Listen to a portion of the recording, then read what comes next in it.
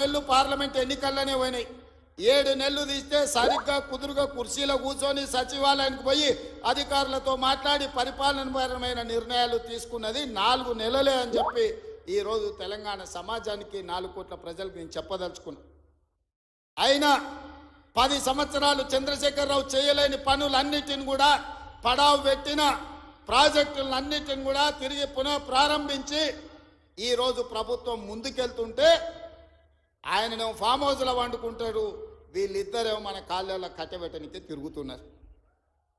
ఏలేశ్వరం పైన శనీశ్వరుడు వదలేదన్నట్టు ఇవాళ ఓడగొట్టి ఇంట్లో వండబెట్టిన అసెంబ్లీ ఎన్నికల్లో అధికారం పోయింది.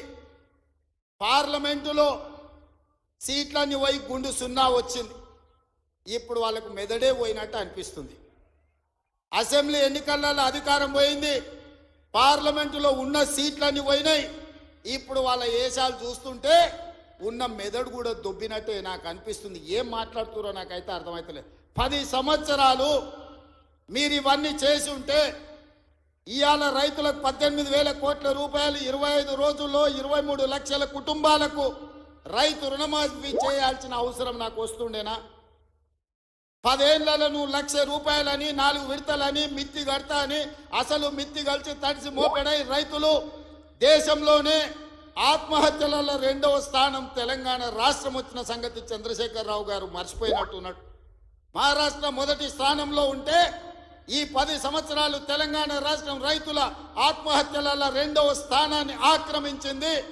నువ్వు రైతు రుణమాఫీ చేస్తా అని మొదటి 5 సంవత్సరాలు 1,00,000 రూపాయలు చేస్తా అని 4 విడతలని 5 ఏళ్ళని నువ్వు ఆ 1,00,000 చేసే లోపల ఇంకొక 1,00,000 మిత్తి అయింది. అసలు మిత్తి తడిసి మోపెడేది. రెండవసారి మళ్ళీ 1,00,000 రూపాయలు ఇస్తాని 5 ఏళ్ళైనా 1,00,000 రూపాయలు పూర్తి చేయలే. ఆ 5 ఏళ్లలో ఆయన ఇచ్చింది 11,000 కోట్ల రూపాయలు. ఇవాళ చంద్రశేఖరరావు గారిని అసెంబ్లీకి రమ్మనుండ్రి, లెక్కలన్నీ తీసి నేను చదివి వినిపిస్తా. 5 ఏళ్ళు అధికారంలో ఉన్న నువ్వు 11,000 కోట్ల రూపాయల రైతు రుణమాఫీకి 5 ఏళ్ళు తీసుకుంటే ఇందిరమ్మ రాజ్యంలో కాంగ్రెస్ ప్రభుత్వం 25 రోజుల్లో 23 లక్షల కుటుంబాలకు దాదాపుగా 18,000 కోట్ల రూపాయల రైతు రుణమాఫీ చేసి 2 లక్షల వరకు ఉన్న రైతాంగానికి మేము రుణమాఫీ చేస్తే పెద్ద మనిషిగా అభినందించాల్సింది పోయి, ఒకవేళ మనిషి పెద్ద మనిషివైనా నీకు చిన్న బుద్ధి ఉంటే మౌనంగా నన్ను ఉంటావేమో అనుకున్నా. కానీ అన్ని చిల్లర మాటలే మాట్లాడుతున్నారు. ఒక్కటన్నా అక్కడికి వచ్చేది మాట్లాడుతురా? ఎవడన్నా సంసారం చేసేటోడు మాటలు మాట్లాడుతురా? వాళ్ళు తండ్రి కొడుకు అల్లుడు వాళ్ళని చూడండి ఒక్కసారి వాళ్ళు ఏమేమి మాట్లాడుతురో చూడండి. 10 ఏళ్ళు ప్రభుత్వం నడుపుతున్నాడు, 10 నెలలు కాకముందే నువ్వు దిగిపో మేము కూర్చుంటామంటారు. 10 ఏళ్ళు కూర్చున్నారు కదా, ఏం ఎలుగబెట్టిర్రు?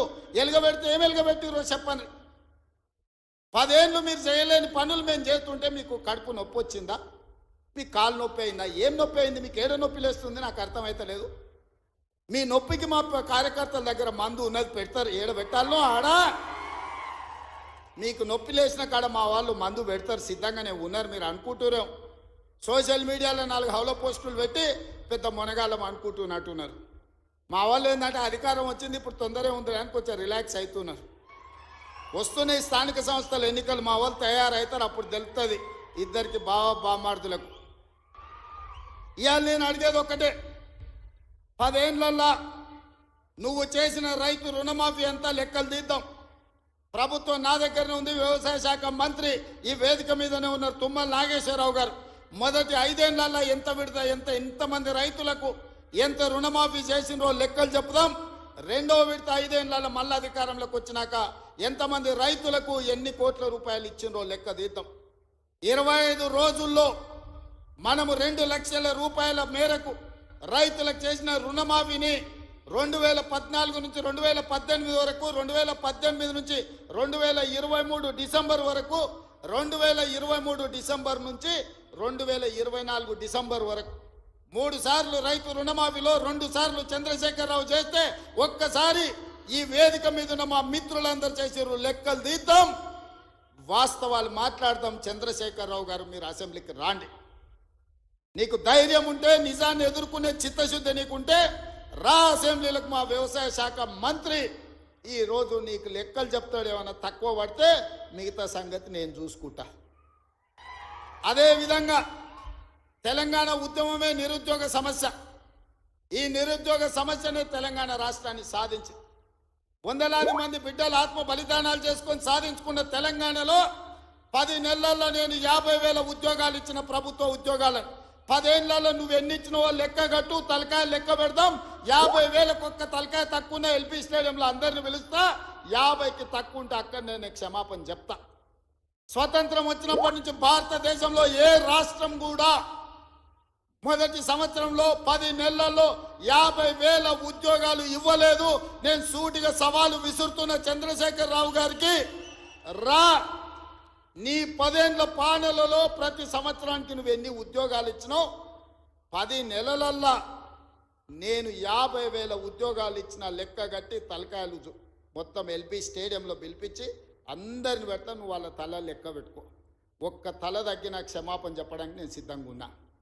అన్ని చిల్లర మాటలే. మా తాత ఉన్నప్పుడే నోటిఫికేషన్ ఇచ్చాడు, మా ముత్తాత ఉన్నప్పుడే మేము ఇవన్నీ చేసినాం అంటాడు. వెనకటికి ఎవడోనంటే వాడిని తాతలు నేతులు తాగుతానంట, ఇప్పుడు వీడు మూతులు నాకిండంట. గట్లున్నది వీళ్ళ మాటలు. చెప్పుకోవడానికి బాగానే ఉంటుంది. మా చచ్చిపోయిన బర్రె పగిలిపోయిన కుండ నిండా పాలిస్తుండని. బర్రె చచ్చింది, కుండ పగిలింది. ఇంకా బుద్ధి మాత్రం మారలేదు వీళ్ళకు. అందుకే ఇవాళ రైతు రుణమాఫీ విషయంలో కానీ, నిరుద్యోగ సమస్య విషయంలో కానీ, ఆర్టీసీలో ఆడబిడ్డలకు ఉచిత ప్రయాణం ఏదైతే ఇచ్చినామో 1,10,00,000 మంది ఆడబిడ్డలు ఈరోజు అమ్మగారి ఇంటికి పోవాలన్నా, రాముల వారిని దర్శించుకోవాలన్నా ఒక్క రూపాయి ఒక్క పైసలు లేకున్నా పోవచ్చు. 3,700 కోట్ల రూపాయలు మంత్రి పొన్నం ప్రభాకర్ గారు ఇవాళ ఖర్చు పెట్టి ఆడబిడ్డలకు ఉచిత బస్సు ప్రయాణం ఇచ్చాడు. ఇదే కాదు, ఆనాడు మోడీ ప్రభుత్వం 1,200 రూపాయల సిలిండర్ చేస్తే ఈరోజు ఆడబిడ్డలకు 500 రూపాయలకే సిలిండర్ ఇస్తున్నాం. ఆ శాఖ ఉత్తమ్ కుమార్ రెడ్డి గారు చూస్తున్నారు. అదేవిధంగా ప్యాడీ ఆయన ఏమన్నాడే, కేసీఆర్ ఊరేసుకుంటే ఊరేసుకున్నట్టే అన్నాడు. అన్నట్టు ఉండాలి కదా.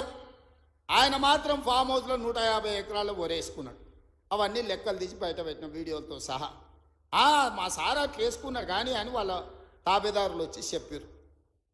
ఆ తర్వాత మన ప్రభుత్వం వచ్చినాక ఉత్తమ్ కుమార్ రెడ్డి గారితో వ్యవసాయ శాఖ మంత్రితో మాట్లాడి వరి పండించాల్సిందే, వరి కొనాల్సిందే, సన్న ఒట్లు వండిస్తే 500 బోనస్ ఇస్తామంటే ఇవాళ 66 లక్షల ఎకరాలల్లా 1,53,00,000 మెట్రిక్ టన్నుల వరి ధాన్యాన్ని ఇవాళ తెలంగాణ గడ్డ పండించింది. స్వతంత్రం వచ్చినప్పటి నుంచి ఉమ్మడి ఆంధ్రప్రదేశ్లో కూడా ఇంత వరి పంట రాలేదు.